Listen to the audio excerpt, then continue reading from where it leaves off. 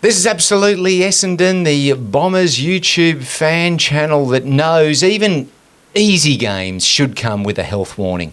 It's our Eagles review episode. So much to discuss. Let's get to work, people.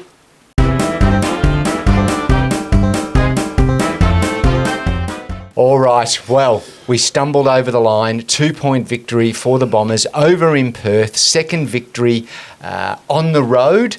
So we'll take that. 4 points banked, tick. But boy, did we make a meal of that victory. We turned that into a 9-course degustation menu, paired with fine wines. But we got there. So, which way are we going to go with this episode, do you think? Negative? Are we going to be like, geez, that's really poor? Or we're going to go positive? Or we're going to sit on the fence? Which way do you want to go? Oh, you're asking me. Okay, well, I'm definitely going positive. Are you? Yep, new year, new identity. Right. And, I think there's a lot of positives to take out of it. I don't know why people think that because Carlton beat the Eagles by, what was it, 70 points or something. And they had the worst ever recorded contested possession count in the history of the game since Adam was a boy, since Jesus was knee-high to a grasshopper. Was it ever recorded? Was that the stat? I'm not sure whether they were recording contested possessions back at the Junction Oval in 1880, but since those stats have been recorded, that was back in the day. So anyway, we know from our own experience as football fans that 1 week we can be hot and next week we can be cold. And in the same way, any other football club can have a bad week, but then come out the following week all guns blazing, and by golly, by jingo, they came out with all guns blazing, and I think we predicted that in our last video. We did. We said, beware the wounded eagle. Yes, returning to their home ground. Yes. And being bolstered by 3 fairly decent inclusions in McGovern, Kelly, and that kid Hewitt that also kicked a couple of goals as well, which certainly made a difference as well.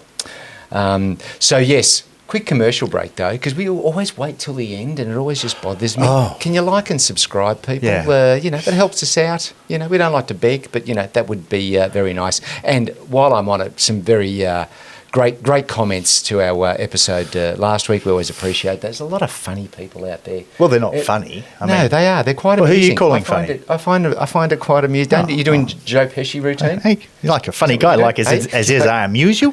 No, they are. It was very good stuff. And if we ever got together one day, I don't know how that would happen as a community, but I think it would be quite an enjoyable That would be awkward. Occasion. Well, I know just from the occasional street encounter, I kind of wish I didn't do this. But anyway, no, I don't think that will happen unless we get to sort of like a significant milestone in subscriptions. So thus the reason why your assistance in pressing the subscribe button would help.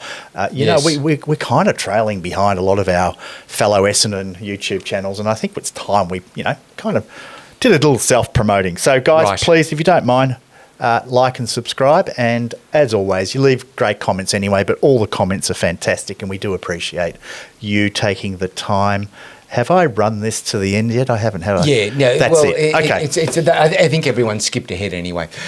So let's talk football. Let's get into the game, because it was the good, the bad, and the ugly. And but before we get into the positives, it's there's been some nasty stuff. We've lost 2 ruckmen in 2 weeks. That ain't good. Yeah. They don't come off the conveyor belt. Well, I just on one of those ruckmen, let me just, excuse me. Oh, what are you doing? I just thought for demonstration purposes, I know you probably can't hear when I step away from the microphone, but Sammy? Yeah. You might notice something. His boggle head? Well, no, he's missing his feet. He is. And I'm seriously starting to wonder. That was an in-studio accident. That was it us? Are you saying it was a voodoo doll? Like a voodoo doll. And it just took a little while, but it got there in the end. And I mean, Sam, I hope it wasn't our fault, but let's hope he gets better soon. Yeah, isn't it funny how just in the last episode you were quoting from an an article in the newspaper from that former Port Adelaide recruitment manager. List manager and Hawks manager. Yep. The draft guru, I think you called him. Yes. Or the list management guru. And he had nominated Sam Draper as being a player that we should probably move on. Right? Well, I don't know about you, but I reckon yesterday it became a day of mourning. Yeah.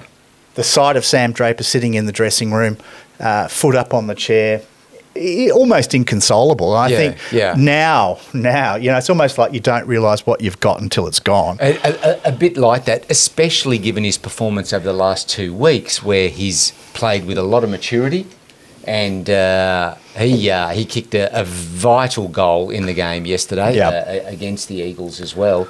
And, at 3/4 time, apparently he had tightness in his calf in the other foot, his left foot.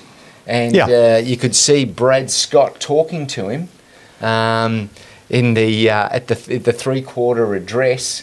I don't know what he would have been saying, but I think it... Well, let's have a look at. We've got one of the a video of that. Are we going to show video clips? I think we will. Right. And I think this actually is an interesting exchange between Brad Scott and Sam Draper at 3/4 time. Let's have a quick look at that. All right. I'm just getting the tech up and running. It's a little bit tricky. It is because we're technical troglodytes. So you can see here he's saying something to Sam. I'm not sure exactly. I think he's saying you'll be fine. Yeah. You get out there. You die for the sash. Yes. I think he's saying, for the love of God, get out there, please kick a goal, because I'll have nothing clever to say in the press conference if we lose this game. It's all about the press conference. And then a matter of minutes later, I think it was about the 3rd minute into the final quarter, Sam went down on his own. I mean, he wasn't under any duress or pressure from another player. Yes. Took off from a standing position, and just the pressure on his ankle, I think there would have been a little snap. Yes. And there you go. It's like a pop. Yeah. Well, like the first bit of popcorn. I think they described it as like being kicked in the back of the leg, but not being kicked. Right. So that was a terrible shame and a great loss. Honestly, a great loss for the team. On the back of course, Brian going down only a matter of days beforehand. And out for the season. We don't know exactly what the prognosis is for Sammy. We don't at this stage. Not at this time. Now, what Brad explained in the presser was that it was a calf injury on his left foot, nothing to do with what happened there. Yeah. On the with his Achilles. Sounds like he's making up excuses. But I would have thought though, if you've got an injury on one leg, that you might be favouring the other leg, and in fact,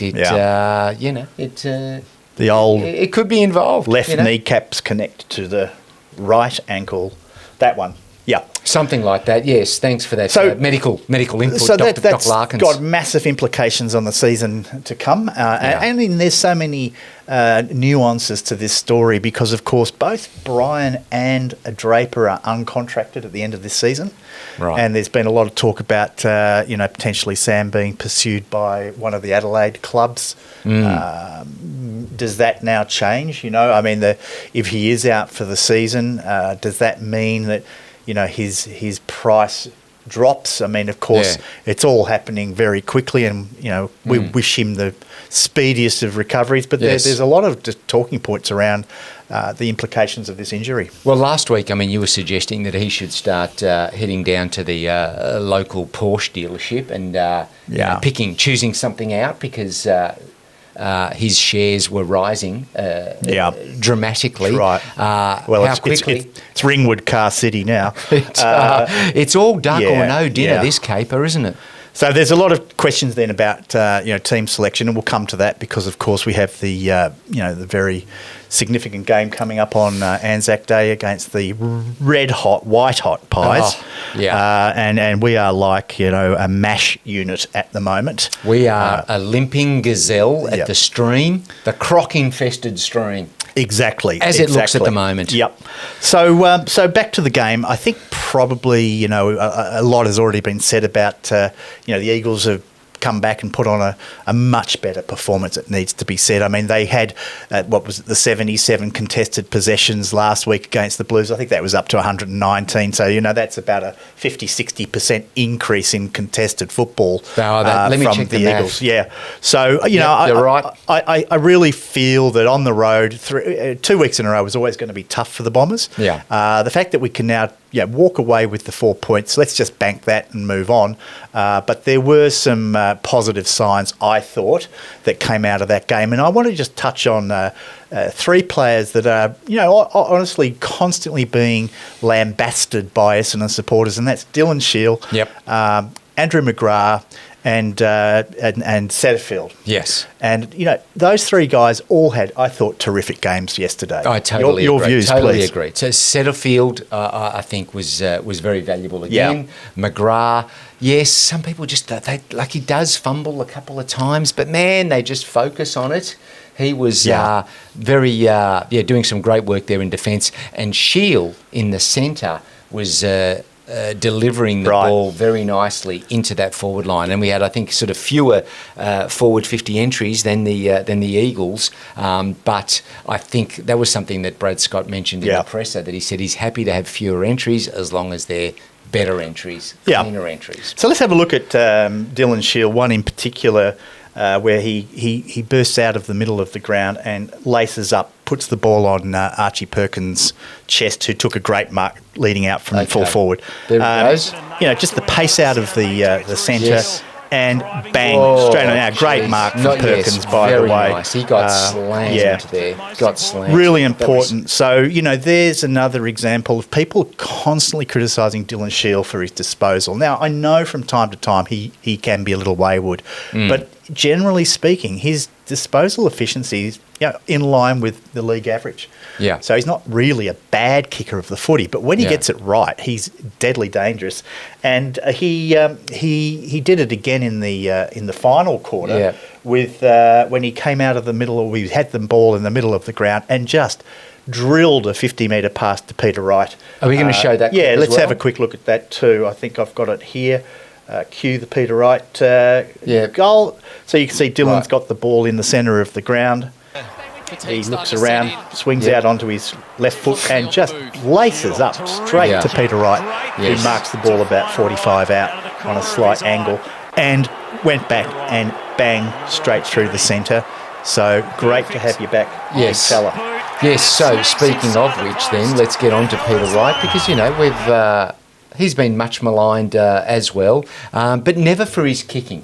Still a lovely kick, which is great to see. Anywhere from 40, 45, 50, even potentially 55 metres out. He's dead-eye Dick. I'm trying to think who would be better at kicking the ball from the 50-metre arc in the league. And I think we always have acknowledged that he has his deficiencies, of course, but that's one thing he's probably the best at in the competition. The issue was getting his hands on the ball. Yeah.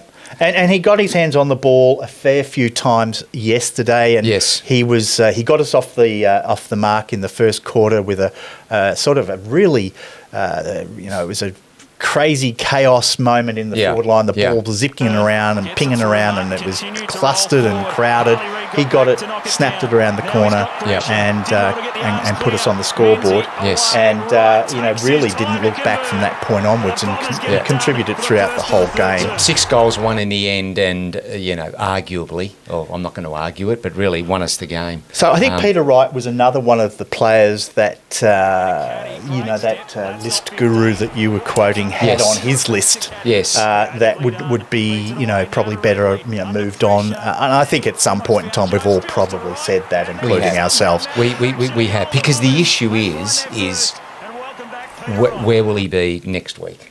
Even putting aside even the Anzac Day game, I imagine he will be playing, but it's, can you rely on him to show up consistently? That's the factor, because we had last week Menzie kicking 4 goals, potentially 5, whereas yesterday he was missing in action, and we actually said that, didn't we, last week? We said, okay, he did it last week, he's got to do it again. And, you can't expect a player to do it every week, particularly getting 4 goals. No. But, yeah. No one expects that. They've got to find that consistency, and Jai in particular, he's shown us now often enough that he can be a pretty solid player. But it's his ability to do it week in, week out that really, makes a difference. And that's what sets the great players apart from the okay players, is they can do it every week. That's right. And so Peter Wright came back from another injury, was it 2 years ago, against Carlton? Was it sort of second half of the season, came out, kicked 5 goals, and we all got very excited. That's right. But then I think kicked, what did he? He kicked 5 goals, I think, against Carlton after he came back from his shoulder reconstruction. But then after that, would he kick a total of 19 for the entire season? Yeah. I mean, he only played the last 10 games or 11 games, whatever it was. Yeah.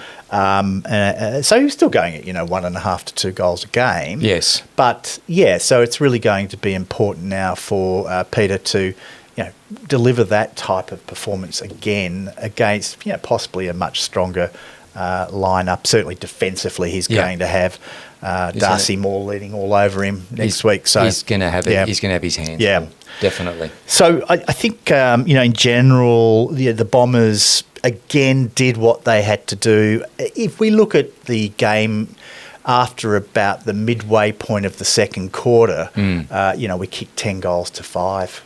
From that point onwards. We stemmed the flow. It was, I think we were down by 29 points at one point. Yeah. Managed to then get into the game, and by three-quarter time, of course, we were level. But there was still, I think, a few too many players that went missing in action. And we'll get to those, but let's talk about players like Nick Martin, who had a great game, massive contribution. I think is putting aside Wright's terrific game, I think Martin was probably the best player on the ground. Yeah, he's become so important to the team, and I thought it was very nice that in that last quarter he took a fantastic mark. I think it was Archie Perkins kicking the ball into the 50, into side 50, and Nick Martin floated in from across the pack, took a great mark, and went back and banged it through for a goal that ultimately was potentially the difference between winning and losing. But he was a dominant player throughout the day, and along with him Peter Wright, and as we mentioned earlier, Andrew McGrath. I think those players certainly made a difference, but some of the young guys did. Yeah, they did their bit. So Perkins had another good game, playing up forward, 2 very important goals, and there was one in particular where he tried to mark the ball, got thrown to the ground, and then managed to create a second effort, and then just a quick snap, very valuable goal. So that's the sort of thing that we've been hoping to see. Yeah, and it's great to now see. He did. His second effort was great. He got up off his feet so quickly, back into the contest, won the ball, and as you said, with those strong hips that he has, delightful hips, he pinged it through. People love talking about hips. So but look, Archie, he's going okay, and I think he's averaging around 1 goal or 1.5 goals a game so far this season. Yeah. And that's pretty much what his job is as a half forward. Yeah. If he can finish the season with 25, 30 goals, he's done his job. So would you say let's leave him down there? Oh, of course. Yeah, I don't think there's any question about it. I don't think unless just through injuries or rotations, he gets a few runs in the middle. But I think his position is across the half forward flank, and if he can do the 2 goal a game effort, then that's absolutely gold for us. So I hope he continues to do that. And so far this season, he's been pretty good at that. So, but other than that, I think some of the younger guys like Archie Roberts backed up again. Yes, he did. And, great to see on the back of his nomination, so didn't let the attention get to him, which often can happen. So that was, if anything, he went up on the swagger meter. Yeah, and I thought Zach Reid was also pretty good again, not as dominant as he was the week before, but playing on his brother, which was must have been great for him and his family. And I tell you, his brother looks like a player, Archer Reid. So I'd be sure that they'd be looking at some way of getting him back to Essendon. He could be a real player. So, or are the Eagles looking to get Zach down over No, well, I mean, they're Victorian boys. Why would he want to go over there, for God's sake? Lifestyle? What lifestyle? Living in a sandpit. You're a Perth guy. Yeah, You've that's all right. it. Well, I have. Okay. So there you go. Answered your question. All right. Okay. I thought Ridley was pretty good as well in shutting down that man that always seems to give us a hard time. He's like the new Buddy Franklin against us. He loves playing. Whenever he sees us come up on the fixture, he gets his hair done. He just knows he's in for a great game. In that first quarter, and Jake Waterman, we're talking about. Yes, kicking those 4 goals, all in the first quarter, right? Yeah. And so he had. Did Reid start on him, and then it was Pryor? No, it was Mackay, then Pryor, and then Ridley. I think managed to sedate him to calm him down. The rest of the game, fortunately. Does he wear a hairnet? It looks to me like he wears a hairnet, like he works for McDonald's, or that he on the cooking line, or that he has Lego for hair. There's something not quite right about Jake Waterman's hair. I mean, a fantastic footballer, but it doesn't move at all. It doesn't at all. It's kind of sculpted, isn't it? It is. That's why I thought he's got a net holding it in place. But right. Okay. So what else? In that last quarter, we got ahead, I think, by a couple of goals. Then they seemed to be getting their hands on the ball again. I think you had who's the Ryan? Liam Ryan. Yeah, flying Ryan. Mark the ball. Yeah. I think was it 2 minutes to go? Less than 2 minutes to go. Mark the ball. Don't know if it was a blood rush. Looked like a blood rush to me. Played on rather than going back to kick the goal, and that could have made it interesting. They then, of course, came back to within. Was it within 1 point? Yeah, 2 points. Anyway, my point is, who deserved to win the game more? Do you think? Oh, look. I'm sure that the Eagles would have been very happy with the result. I mean, what's his name? McQualter is looking for his first win as a coach. No question, they would have loved to have had that win, and probably should have won it. I mean, you talk about Liam Ryan. I mean, he missed a few shots at goal. Actually, he did. He probably had 3 or 4 behinds for the game. But that was a bit of a rush of blood. That one. I think at the end of the day, we were down at around 29, 30 points. We came back. We won the game. We definitely deserved to win the game. Essendon did what they had to do. And it was not as professional a performance as the week before, but nevertheless a solid performance against a rejuvenated Eagles. And I'm happy to take the 4 points and move on from it. But yeah, the Eagles definitely played well enough to potentially have taken the win. Yeah, they did. Yes, they missed quite a few opportunities. Right. I'm thinking they were unlucky. It didn't help that we lost our ruckman in the last quarter either. So sure. I think Zach Reid was in the ruck for the first time since he played under 12s footy. Yes. We did pretty well to cover that loss. And remember, of course, we're missing quite a few pretty decent players from the team. So Langford's not out there. Yes. Sardis, of course, wasn't playing. Parrish, as we know, wasn't out there. Yeah, would these guys be walk-up starts in our best 23? I think probably. If they were all fit and firing, they'd definitely be in there.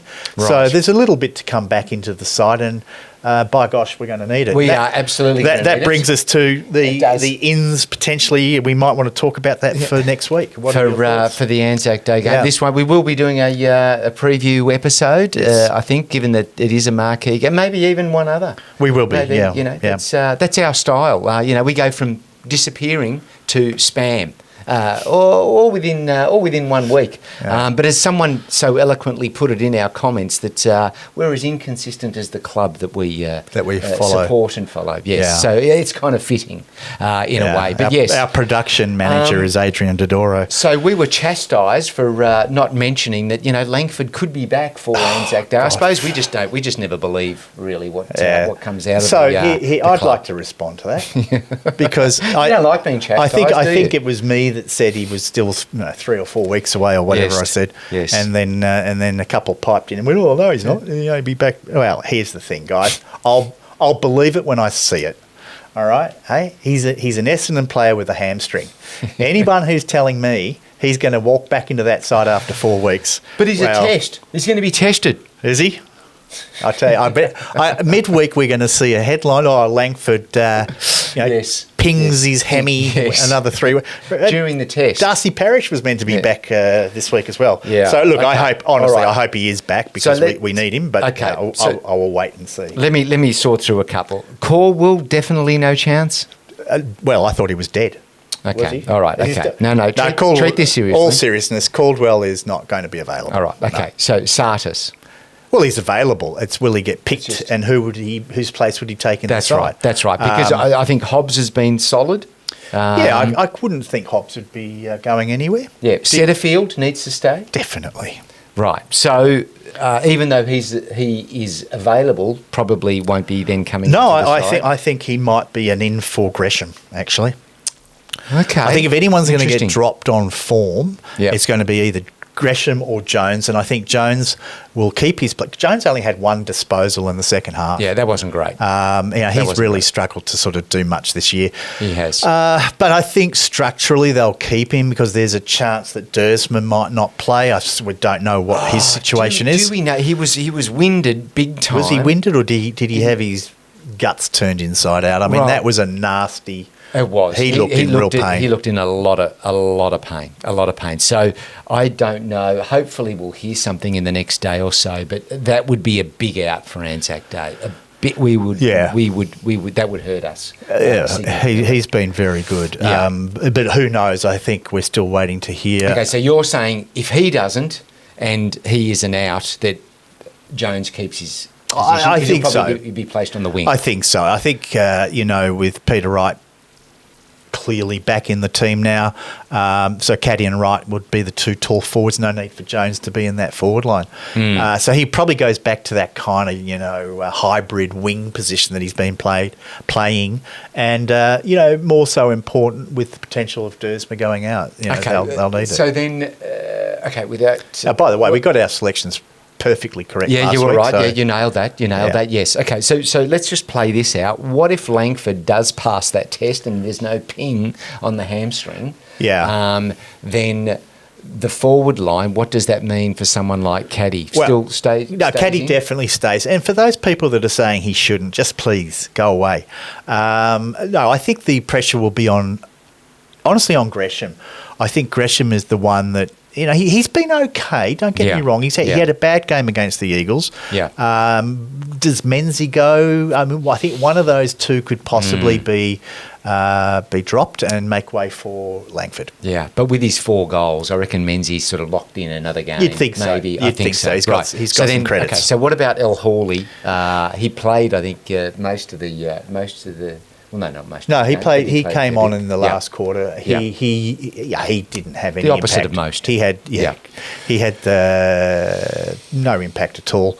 And I think the celebrations are a little bit over now. He needs to, I think, go back to the VFL and have a good run in the VFL. Being a sub 3 weeks in a row is not easy. He's not getting a full game, and he got close to a full game in against Melbourne. Okay, but I don't think that will be the case. I think he is probably going to find himself playing for the VFL next week. So, let's talk ruck then. Yeah. Do you think that means it's been alluded to? Sure. But do you think that means a return for the grinning ruckman, Todd Goldstein? Elite. He is elite, according to our coach.